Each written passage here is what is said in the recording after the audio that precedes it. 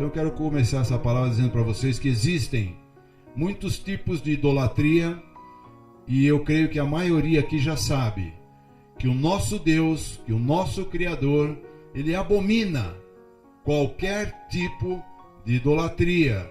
Se você está guardando algum sentimento aí no teu coração e não quer tirar, isso já é idolatria.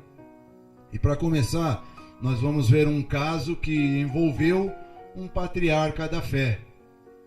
Abra sua Bíblia em Gênesis, primeiro livro da sua Bíblia, Gênesis capítulo 22, no verso 1 e 2 eu vou ler com vocês. E aconteceu depois destas coisas que tentou Deus a Abraão e disse-lhe: Abraão, ele disse: eis-me aqui. E disse: toma agora o teu filho, o teu único filho Isaque, a quem amas, e vai-te à terra de Moriá e oferece-o ali em holocausto sobre uma das montanhas que eu te direi. Pula para o versículo 10. E estendeu Abrão a sua mão e tomou o cutelo para imolar o seu filho. Irmãos, Abraão, como muitas pessoas, ele estava colocando o amor que ele sentia pelo seu filho Isaque. Ele colocava esse amor acima de muitas coisas. Andava até desprezando pessoas que lhe queriam muito bem e que muito lhe ajudavam. Abraão estava colocando o amor que ele estava sentindo por Isaque até acima do amor que ele sentia por Deus. E Deus, para tirar, para desfazer, vamos dizer assim, para anular essa idolatria que havia invadido o coração de Abraão, Deus o tentou. Deus o colocou sobre uma provação pouco comum, uma provação dura, de sacrificar o seu próprio filho. E eu tenho a certeza que ninguém aqui sacrificaria o seu filho, ou sacrificaria. Se Deus pedisse, alguém sacrificaria o seu filho aqui? E Deus, irmãos, para tirar, para desfazer essa idolatria toda, que era amar ao seu filho mais do que o amor de Deus, o Senhor provou desta forma a Abraão. E o que aconteceu? Abraão levou o seu filho, foi até a montanha onde Deus tinha mandado e estendeu a mão. E no momento que ele estendeu a mão para sacrificar o seu filho, apareceu um anjo e disse para Abraão não fazê-lo. E foi aí então que Deus esquadrinhou o coração de Abraão e verificou que o amor dele era maior por Deus do que o amor pelo seu filho. Irmãos, você tem amado a Deus acima do que o seu filho, acima do que a sua esposa, acima do que os seus sobrinhos, acima do que o seu marido? Fica a pergunta. Abram suas Bíblias em Ezequiel agora. Vai lá no profeta Ezequiel, capítulo 14. A palavra diz que idolatria é pior que pecado de feitiçaria. Ezequiel 14, verso 6. Eu vou ler com vocês. Portanto, dize à casa de Israel, assim diz o Senhor Jeová: convertei-vos e deixai os vossos ídolos, e desviai os vossos rostos de todas as vossas abominações. Se Deus está mandando deixar os ídolos, irmãos, é porque Ele não gosta de imagens. Se Deus manda tirar os ídolos, é porque Ele não tem a menor simpatia ou agrado pelos ídolos. E Ele ainda diz que isso é abominação, que quer dizer uma coisa totalmente desprezível aos olhos de Deus. Mas alguém pode perguntar: mas irmão, Deus não falou isso só para o povo de Israel? Não, dá uma olhadinha no verso 7. Porque qualquer homem da casa de Israel ou dos estrangeiros que peregrinam em Israel, que se alienar de mim e levantar os seus ídolos no seu coração, e puser o tropeço da sua maldade diante do seu rosto, e vier ao profeta para me consultar por meio dele, a esse eu, o Senhor, responderei por mim mesmo. Segundo a Bíblia, irmãos, só existem dois povos para Deus: os judeus e os não-judeus. O primeiro povo a ser escolhido por Deus foi o povo judeu. A esses, o Senhor proibiu adorar imagens, fabricar ídolos, mas ele estendeu esta ordem também aos não-judeus. Veja novamente o verso 7. Porque qualquer homem da casa de Israel ou dos estrangeiros que peregrinam em Israel, que se alienar de mim e levantar os seus ídolos no seu coração. Veja bem, irmão, às vezes a pessoa não tem ídolos em casa, mas tem no coração. Ela tirou os ídolos, mas no seu coração ela continua achando que aquilo é sagrado. Presta atenção e veja a consequência de a pessoa desobedecer a Deus e ter no seu coração a intenção de adorar um ídolo. Vamos ver o verso 8. O que acontece? E porei o meu rosto contra o tal homem, e o farei o quê? Um espanto, um sinal e um provérbio, e arrancá-lo-ei do meio do meu povo, e sabereis que eu sou o Senhor. Então Deus proíbe a pessoa que tem ídolos de continuar com os ídolos. O próprio Deus vai colocar o seu rosto contra esta pessoa, e ela vai se transformar no quê? Num espanto. Deus proíbe a pessoa na hora do sufoco, na hora da angústia, na hora do aperto, de se virar para os ídolos. Dá um pulo em Levítico, volta lá no começo da Bíblia. Levítico 19, verso 4. Não vos virareis para os ídolos, nem vos fareis deuses de fundição. Eu sou o Senhor, vosso Deus.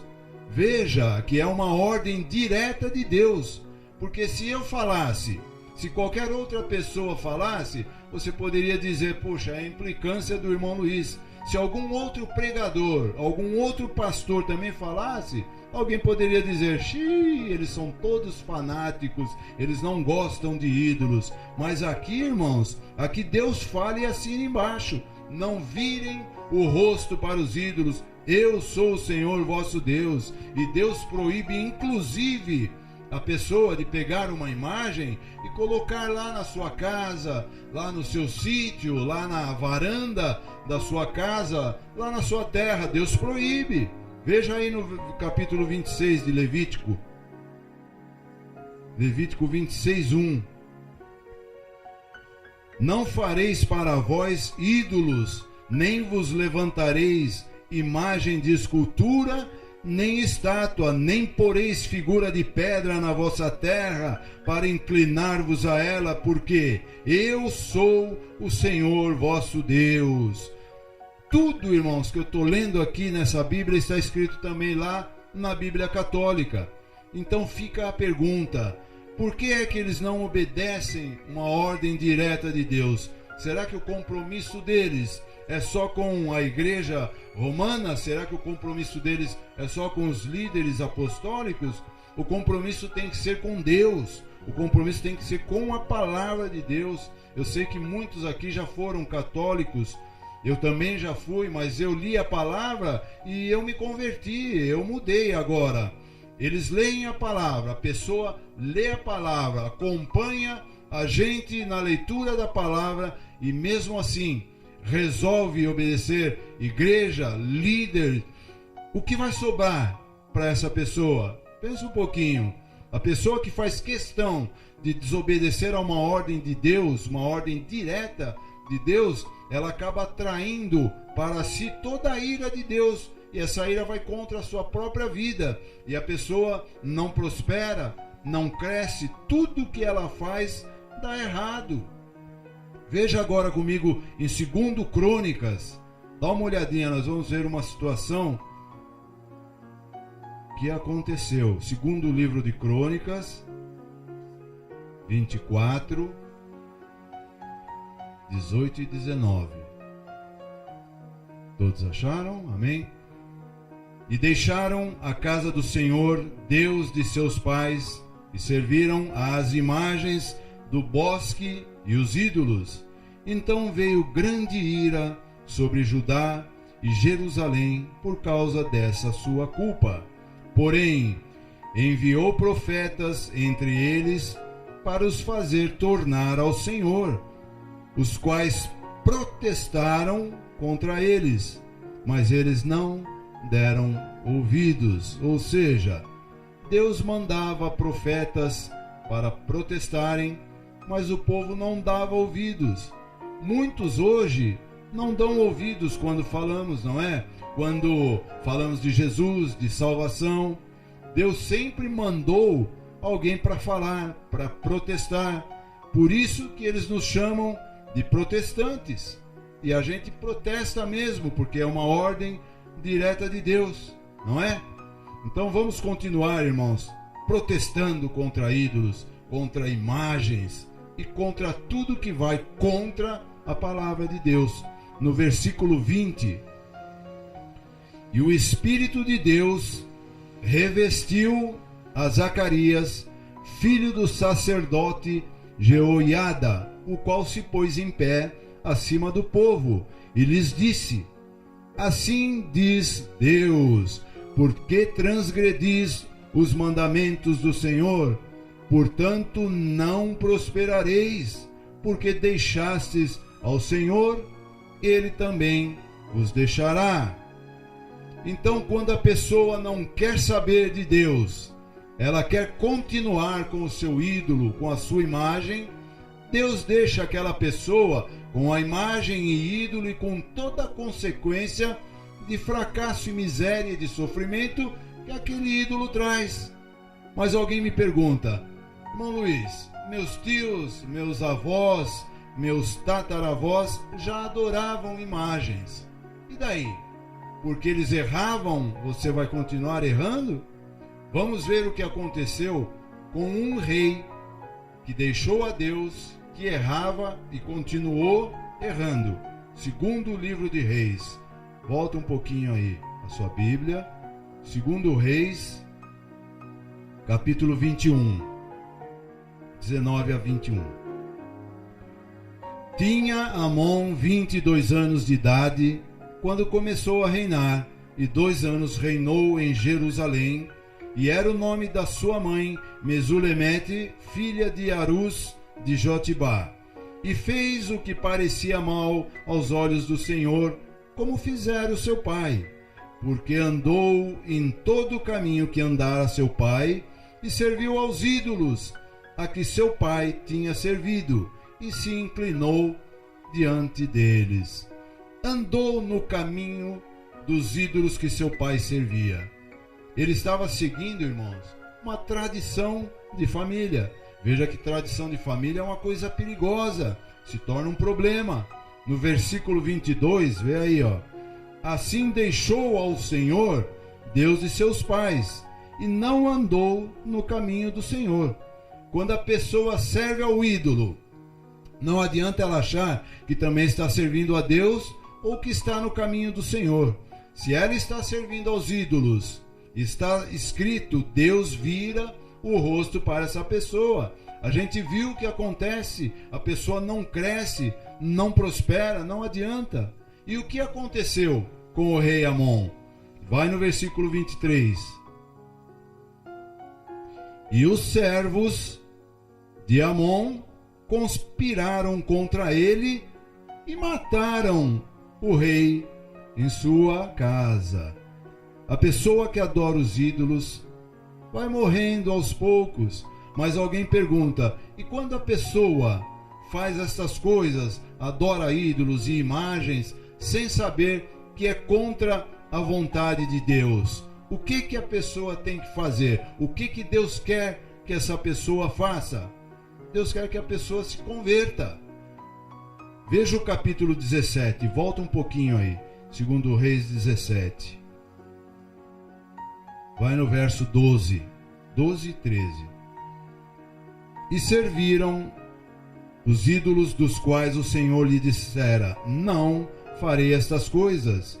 E o Senhor protestou a Israel e a Judá pelo ministério de todos os profetas e de todos os videntes, dizendo: convertei-vos de vossos maus caminhos e guardai os meus mandamentos e os meus estatutos, conforme toda a lei que ordenei aos vossos pais e que eu vos enviei pelo ministério de meus servos, os profetas.